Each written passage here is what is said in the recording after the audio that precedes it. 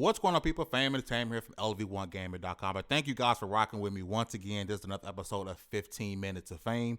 Today I have just a freaking awesome name, Matt Storm. Like, that is a freaking amazing name. AKA Stormadeddon is with me today, and he has an amazing topic that I really can't wait to deep dive into. Matt, how's it going, brother? It's going good, thank you. I wish I could take any credit for my last name, but I was born with it. My actual factual last name is Storm, so I guess I can thank my parents for that one. Man, the blessing some of us get, right? The blessings, Matt Storm. Listen, as you guys know, we did change the format of 15 Minutes of Fame. This format now is all about other content creators, giving a spotlight on our platform because they really have some really dope, amazing things to say, and I think it's really cool for them to be able to say these things in front of a new audience. With all that being said, cue the music. For 15 minutes of fame, I can settle for being ordinary, but nobody remembers the ordinary. It's the ones who live forever. Trendsetters, break the bar, cause not everybody can be trendsetters. It's the only way I gotta be. All right, Mr. Epic Name, Matt Storm, a.k.a. Stormadeddon. 15 minutes is on the clock. The floor is yours. Thank you. I guess I'll start by introducing myself. So I am, as Fame has said, Matt, a.k.a. Stormadeddon. I've been podcasting for about 10 years. I have 4 shows that I host. Then too many shows to count that I produce / edit. And I'm not going to list them all off. You can go to djstormadeddon.com to check them all out. But my deepest passion is music and video games. And today I want to talk a little bit about video games. But before I do that, I should talk about one of the most recent shows I started producing that is within the feed of one of my other podcasts. I do a video game podcast called Fun and Games. It's with my co-host Jeff Moonen, who's an incredible voice actor and just kind of a delightful human all around. And it's mostly talking about topics within the games industry. So we talk about different genres of games. We do special episodes about certain franchises. We kind of run the gamut. We try to keep it light and positive. We talk about tragedy and other things in the games industry as well, things that need to be brought to light. But for the most part, it's a fun show. We don't talk too much about specific games because we didn't want to be a review show. We didn't want to be a news show. There's so many of those, and we felt like to be another one on someone's list when I already listened to 4 other gaming news shows before my own, we wanted to be a little different. That said, I eventually wanted a way to share people's personal stories with gaming in some way, whether it was on a podcast or whatever. And what inspired that was like the negativity that we see online around games, around people playing games, around how people play games. What set me off to create this next mini show within our feed that I'm about to talk about is I was on Twitter, as most of us are, probably too much, and they released a screenshot for the upcoming, now released, Origami King Paper Mario game. It was a single screenshot, and people were talking about how this game's going to suck like all the last couple. And I'm thinking, how do you know it's a picture, my dude? How do you know the game's going to suck? And it just sent me on the spiral of like, people want to hate things just for the sake of hating them before really knowing what's up. And now I'm not talking about stuff like Cyberpunk and other game studios that have done some heinous stuff within the industry. They deserve the hate they get, and we need to see the change that we want in the world through speaking up about those things. But this is different. This is a game that hasn't even come out.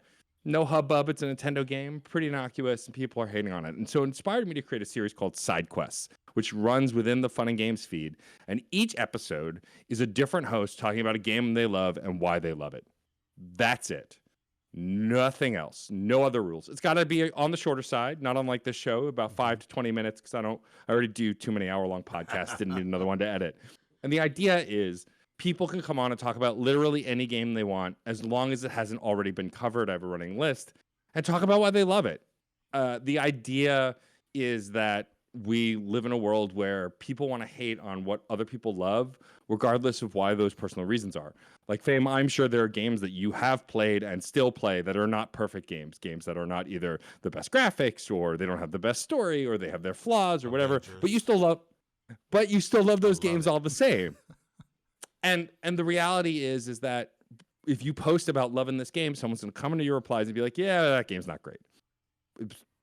when you aren't looking for that conversation, you're looking to share something you love. And so that's why I created this space for side quests. Also, to feature other voices that might not otherwise get featured, whether it's people from the queer community, people of color, trans people, people who might not have other platforms, or people who aren't even podcasters. My favorite episode, and this is going to lead me into my topic really smoothly, is about Wild Arms, which is an RPG, came out in the PlayStation generation. Yes. The host of that episode is one of my closest friends, Joe Mastrapiro. Joe has no podcast. He has like 58 followers on Twitter. He's not a content creator, but he got to tell this heartwarming story about how his mother raised him on RPGs, how the Wild Arms was one of the first games they played together, hand in hand, and tell this lovely story of why he loves JRPGs. His mother's no longer with us, a woman that I was very close with too. And like, it's one of the most beautiful stories I've gotten to feature and produce on the show. And he's just a guy that I know. And like bringing those kinds of voices forward, people who don't have platforms but just want to talk about something they love, is my favorite thing about it. And the inspiration was to try and put out more positivity in the gaming space. People are going to argue about all sorts of things, whether it's, XP share in Pokemon as a, quality of life upgrade, even though it's an old remake for no reason. Like, people want to fight online, and I wanted to put something out into the world that just celebrated video games. And that's what SideQuest does, because at the end of the day, we just want to have fun. Games are to make you feel and make you enjoy things. I know on your previous episode, the incredible Matt from Burnout Brighter talked about Before Your Eyes, a game that ruined me in the best way. And I talk so little about it because I think it's an hour and a half long.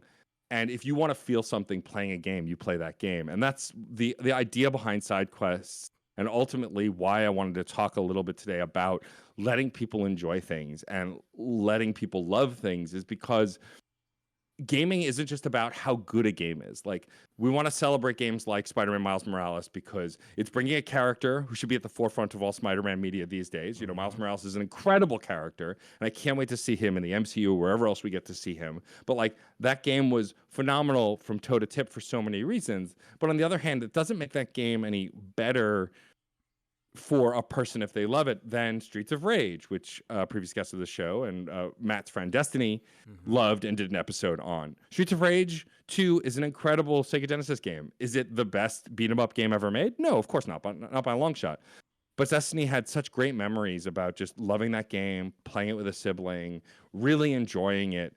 And those stories are so important that we get to hear, because I think it's very easy to be bogged down by the criticism, which is needed, of major outlets and people with a platform. And like, I'm not saying that we shouldn't have games criticism, right?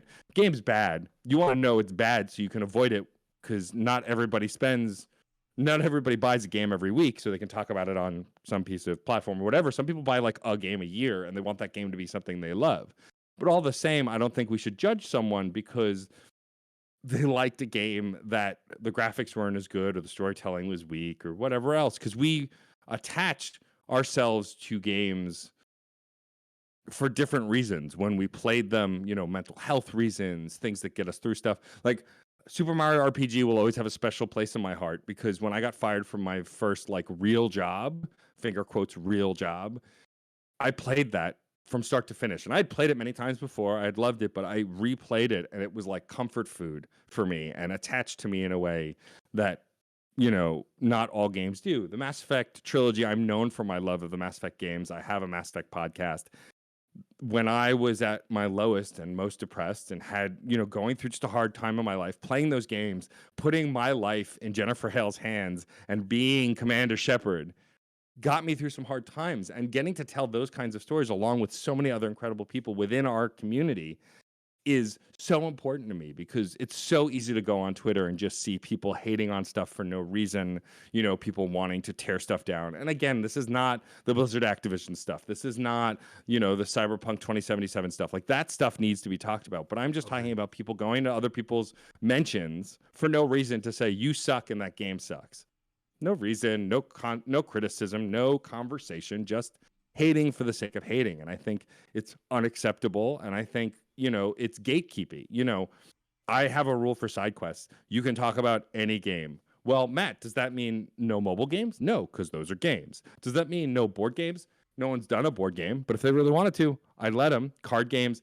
Like, it's mostly focused on video games, but it'll probably expand beyond that because I just want people to talk about stuff. My spouse always like was hard on herself when she would talk about playing games or not being good at a game, because that's the kind of culture that was bred for so long within gaming, is if you're not skilled at these games, you shouldn't play them. And, you know, with some games, for whatever reason, the difficulty is part of it or whatever, like that's a whole other separate conversation about like the Dark Souls of it all. But I think that if you want to play games, you should be allowed to play games. People shouldn't judge you because you aren't a capital G gamer, whatever the hell that means. Like, I think about it. We don't call people who read books bookies. We don't call people who watch movies moviers. Like, it's only gaming that we do that. And I think that it's to keep people out who just want to experience a hobby. Just because I breathe, eat, and sleep things like Pokemon and Metroid doesn't mean other people who play video games need to do that. They can buy a Nintendo Switch and only play Animal Crossing, and they're just as much a gamer as anybody else because they enjoy video games. And I think that the gatekeeping and the negativity is a big problem with this industry. And of course, it's because it's predominantly run by straight white males who don't really care about other people. And that's kind of, until we increase the diversity both within and outside the games industry, that's going to continue. But a show like SideQuest that I made allows me to at least do my own little part to tell those personal stories. And the show evolved when talking about and breeding positivity in the game space. It evolved beyond just talking about a game they liked. Like, my vision for it was, you come on for 15 minutes, you talk about a game, its mechanics, its story, why you love it, who made it, when it came out, and that's it. I had someone who talked about Pokemon Snap, my friend Leon, and he talked about how this game was elusive their whole life. They wanted to play it, they had rented it, they never got to buy it, they almost bought it, they lost it, they couldn't find it at a GameStop, any of that stuff. And it became this whole story of this quest to get this game that they loved. And barely talked about the mechanics in the game. And I think that is just as fascinating. You know, what you go through to bond you to a game, I think, is just as important as playing the game, why the game is good, and all of that stuff. I agree. And I think that anytime you can let people see your world or see a game through your eyes, that's like, it's sort of like I talked about before, I'm a music nerd. I love recommending music. And my favorite thing is when I recommend an album out of the blue to somebody and they come back later going, Matt, I love this record. I listen to it all the time now. It's become part of my daily routine. Because I feel like I've, in a small part, become a part of their daily routine. And I think with SideQuests, I think these kinds of personal stories and sharing positivity in the game space, free of any judgment, allows people to really bond to gaming in a way that's less toxic and more accepting. One of my favorite achievements that we did is we had an incredible trans creator named Chrono Katie, who is obsessed with Chrono Trigger, come on for our 100th episode, where we did a panel for every 50 episodes. Me and my co-host Jeff from the main show will do a longer form episode with a special guest.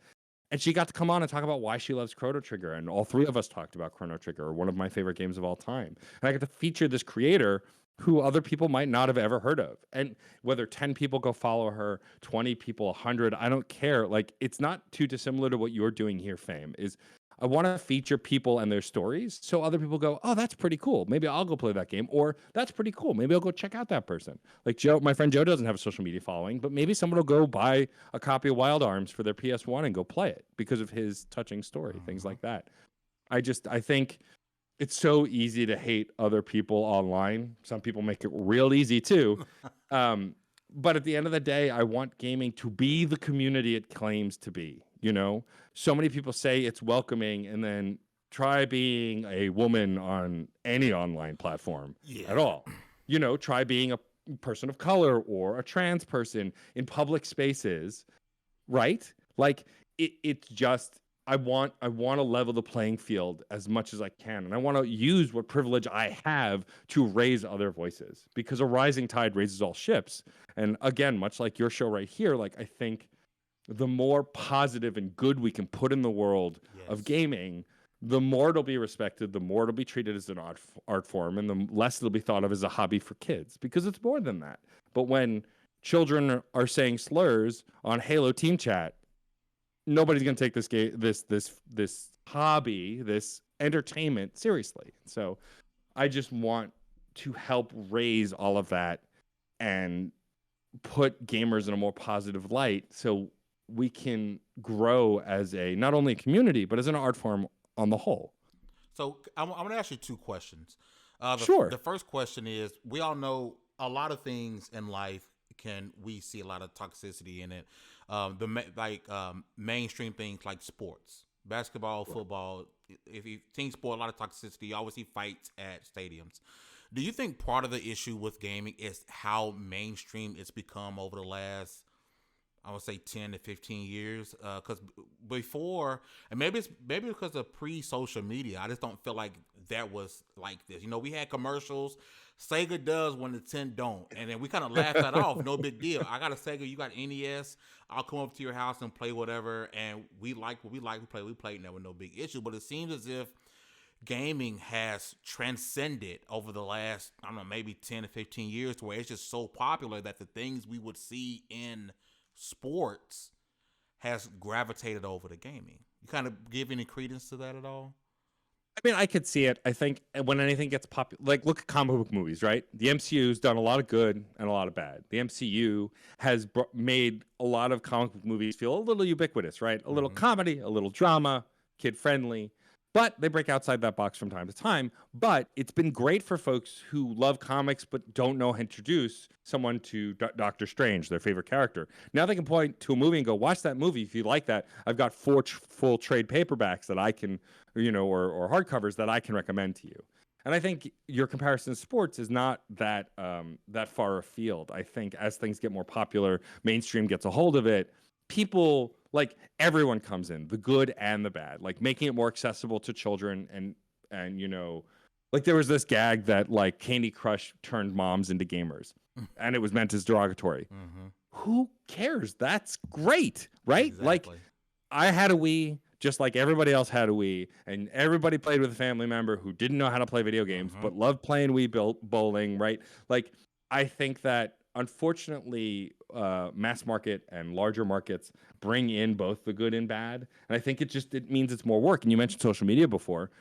I think sports seemed less toxic when we were younger because we didn't have social media. We didn't know what each main star was talking about. We didn't know what problems were going on behind the scenes. I think gaming's that way too. I mean, look, all the terrible shit that's come to light with Blizzard and Activision, while it sucks, it ultimately, hopefully means that we can root it out and get rid of it and make that experience better, not only for just that company, but for all other companies involved. Crunch there's no secret about Crunch or anything else. And yeah, I think that as something becomes more popular and hits the spotlight, both the good and the bad come to the surface, but it can be an opportunity for us to root out the bad and try and make it better. Now, the second question is, so I'm going to, in the description of this YouTube video on our website, if you're listening on, iTunes or anything, go over to our website, everyonegamer.com, of YouTube. All the links for the greatest name of all time, Matt Storm, will be there everywhere I can find him, okay? My second question is, for someone who's just not discovering, again, the greatest name of all time, Matt Storm, discovering who you are, what is one thing that you believe someone would take away from yourself and your content?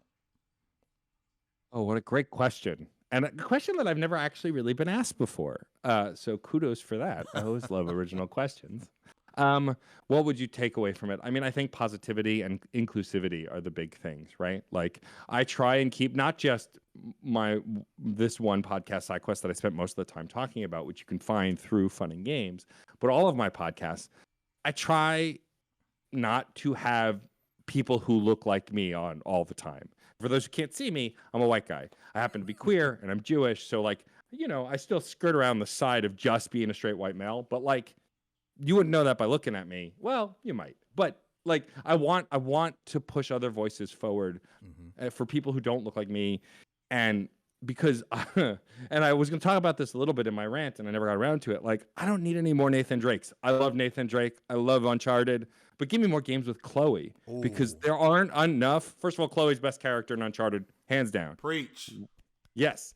But like, we need more games with characters like Chloe because there are not enough. And if you're going to get anything out of my content, it's diversity, not just from the background in which these guests show up for on my various shows, but also diversity in the content that I'm talking about and the people I'm talking to, because it's very easy to fall into a rut of featuring the same louder, easier to access, easier to find voices. And I try not to do that. Now, have I had famous folks on all of my pods? Sure. We did a great interview with the incredible Yuri Lowenthal on Fun and Games twice. And he's delightful, and I adore him. But we also try to feature smaller indie game dev studios. We try to, bring game creators and social media managers on from, places that you might not look. Like, I want people to walk away from the stuff I make going, that was really interesting. Like, if nothing else, I want them to be, of course, I want them to be entertained, because at the end of the day, it's all about clicks, it's all about downloads. But like, they'll walk away going, I hadn't thought of that. Or, that person was really cool. I'm going to check out their stuff. Like, I feel like I've done my job. Like, do I want more people to follow me and check out my stuff? Of course. But that's not been the end goal. And if you're in any kind of independent content creation, that can't be the only goal, is to break big, because you're going to get tired really quick. Like, you have to have other goals. And for me, it is absolutely sharing voices beyond my own in all the work that I do. Matt, this was incredible. Like, I cut the timer off. I'm like, yeah, screw this timer. I want to talk more. It was an absolute pleasure. I'm Thank so you. happy that you did reach out to me. I'm happy to be able to have this conversation with you, and I hope everyone that's watching, everyone that's listening, can kind of take something from it, right? I think this is a conversation that I believe that are hard to have for some people. That's which is why they don't have it. It's hard for some people to be able to hear these things because they may feel targeted in a way. But I think it's a conversation that it has to happen, and I think it's a conversation we all need to have, because we are at that stage of gaming, and if we don't have these tough conversations, then the change that we expect will never actually occur. So I'm really excited and happy that you bring this topic up today. And I want to remind everybody that everything about, again, the greatest name of all time will be in the description down below. Everything I can find on the internet related to his gaming content and what he's doing. Maybe not the dark web stuff, but the stuff the good stuff will definitely have in all the descriptions down below. Once again, Matt, thank you again. And this won't be, I'll guarantee you, this will not be the last time Matt Storm is at lv1gaming.com, because I have to introduce you to my team. I have to introduce you to people who are going to fall in love with your voice, people who are going to fall in love with your character. I really think you're an awesome person, and we definitely have to link up for more content moving forward. I would love that. This has been a pleasure. I hope I didn't ramble incoherently too much. This was a blast. As soon as I want to shout out Matt from Bird and Brighter again, because he is the one who tagged me in one of your posts. Like, I'm so glad that I checked out your content. I love what you do. I love what Level 1 Gaming is doing. And I'm just happy to be a small part of it. This was an absolute delight. Awesome. Listen, make sure you guys go follow Matt everywhere he may be. Also, Matt is likely, if he wants to, can upload this to his side of the world as well, and we can get more people to hear this conversation as possible. Thank you guys. I would love that. Yeah. Indeed. Thank you guys for rocking with us. We'll see you guys next time. Later.